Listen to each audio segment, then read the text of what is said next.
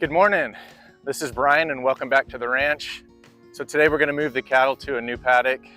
They pretty much exhausted everything in these fields right behind me here. There's still a little bit of grass on the other side of this field. We still haven't gotten rain in about a month. We're just in one of the worst droughts. I guess last summer was probably a worse drought, but it's about equal to it. And we're just about having to roll out some of those bales of hay to feed the cattle.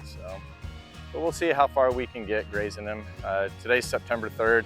I'm hoping that we'll get some rain in the month of September. If we do, there'll be plenty of time for the grass to recover and hopefully have a little bit to graze before we head into the dormant season.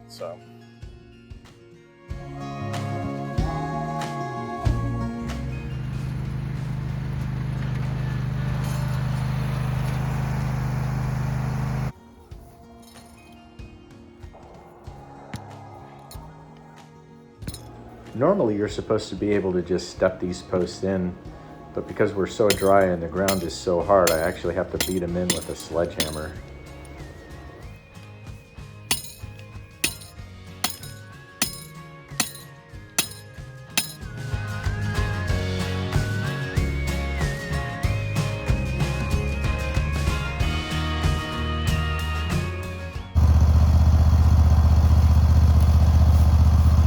That's how they're supposed to step in right there without the sledgehammer.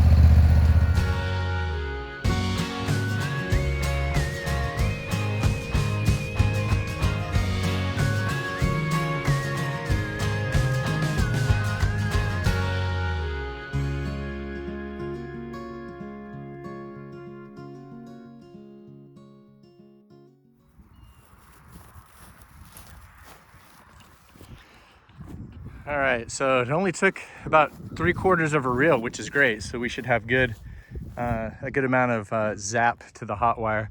So I just made a little alleyway. The water source is at that well shed right there. So I made a little alleyway so I don't have to run so much hose. It'll make it a little easier for me to move the water trough. But it's about an acre. It goes over there all the way down to that dead tree over there and then connects right where those trees are. So right here is where they like to sit under the shade. So there's plenty of shade when the sun gets high in the sky. So we should be okay with shade with them. And I'll show you the hay fields in just a second. This is one of my last green ones that still has a little forage on it.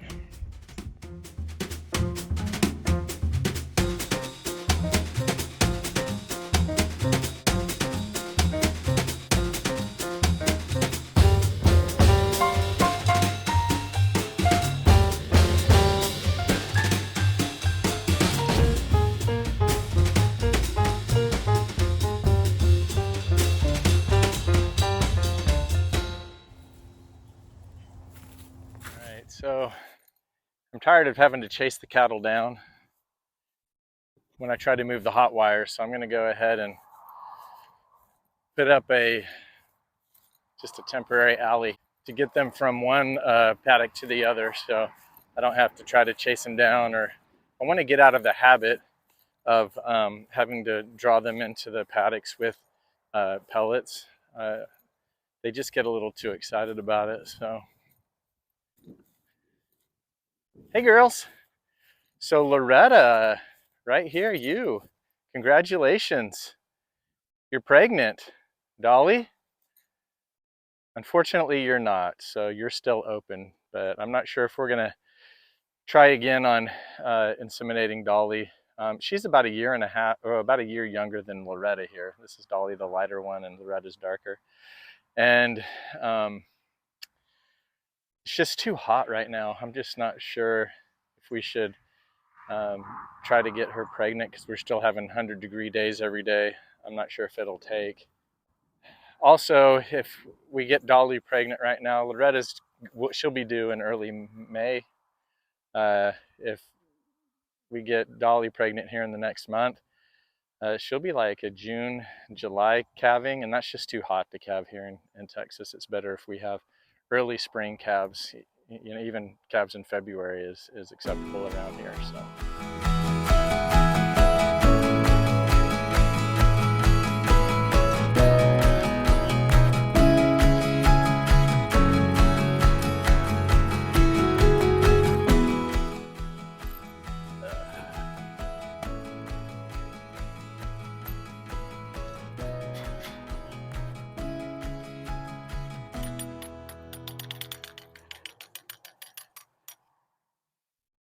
There goes one.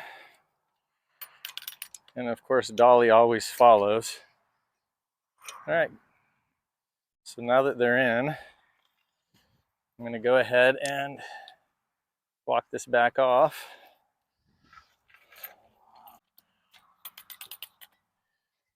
That is so much easier than what I've been doing. It did require me to purchase quite a few more Terra posts. I think I have 12 total, and they cost about $65 a piece, so they're not cheap, but they're worth every penny. They just make life so much easier to set up these paddocks, because anywhere you go, you have a nice sturdy, and this is the Terra post I'm talking about. I mean, I can put 2 reels on there and it doesn't even bend. You can't do that with these. This is just to hold the hot wire up. So in my opinion, it's a must to have these. I'm gonna go ahead and close off the paddock here and get this wire hot.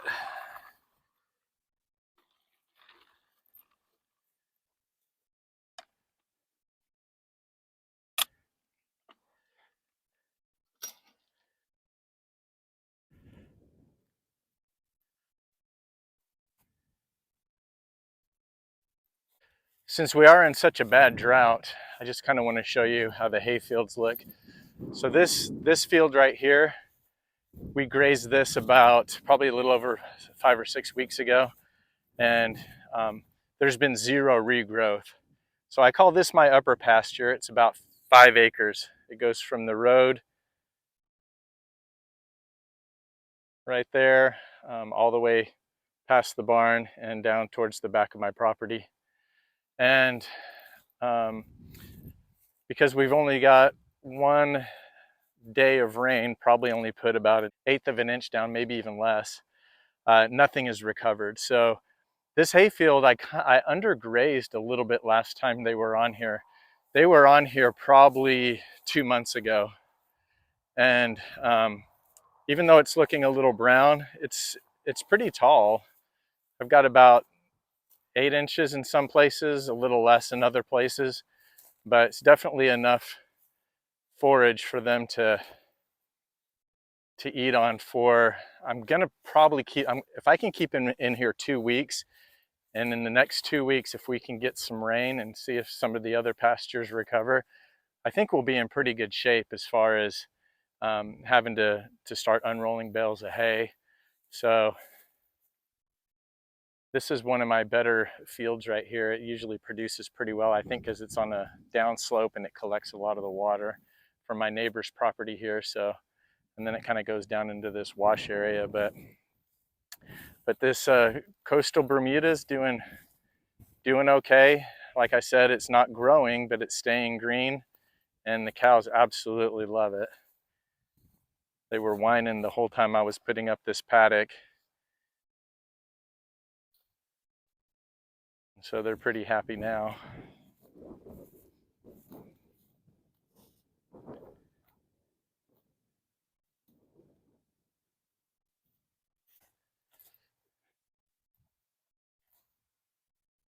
Gonna get all skittish? Yeah? Yeah, go up to Dolly.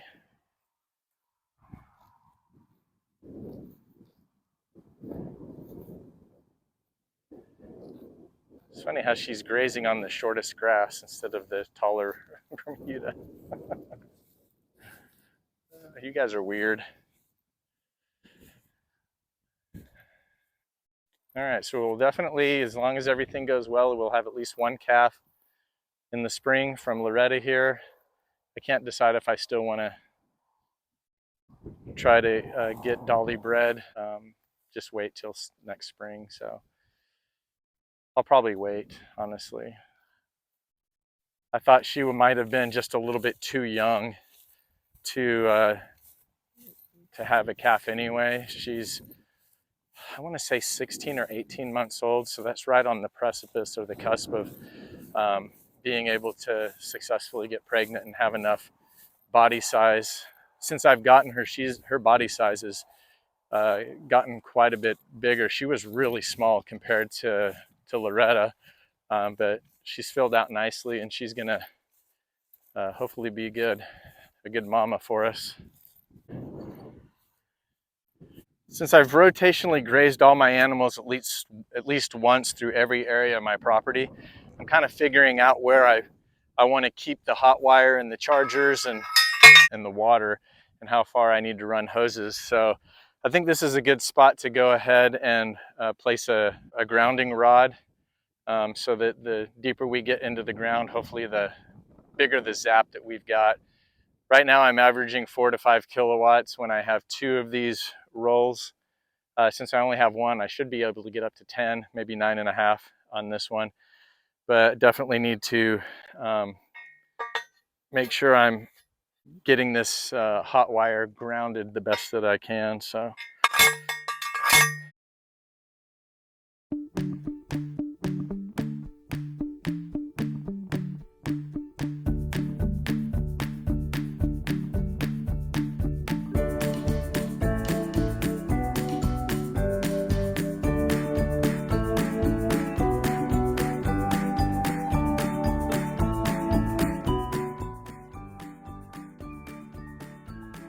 they managed to poo on my, how do you get poo on this?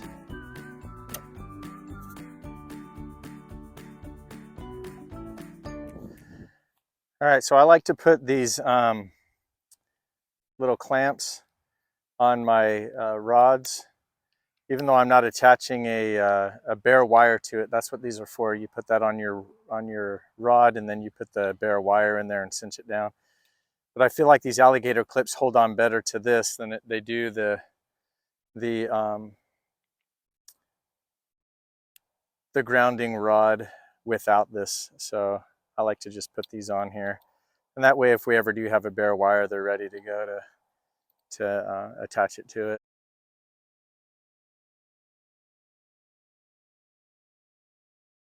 All right, so we have our alligator clip attached to the grounding rod connector there.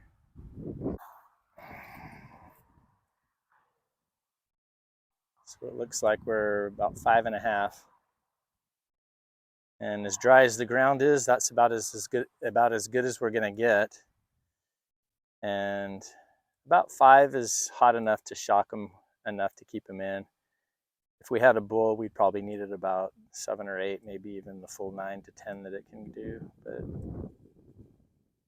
I'll take it.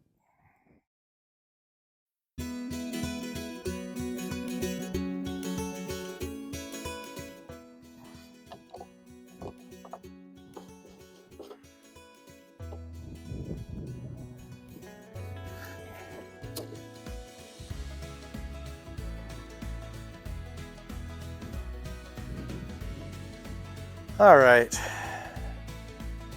it's not far enough. Let me go see if I have, is that 25 feet? Who knows? I'll grab 25 feet of hose and see if that works.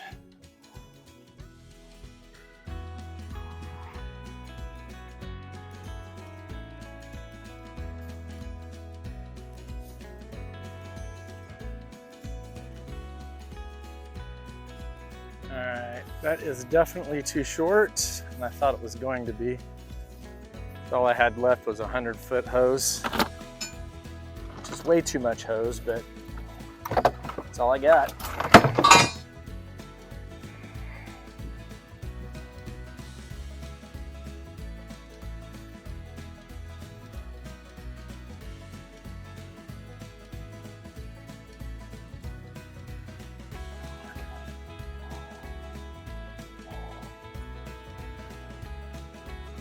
Get all the kinks out of my hose. This is the worst hose. Look at all those kinks. That's what happens when you buy cheap stuff, guys. Just spend a little extra and get good stuff.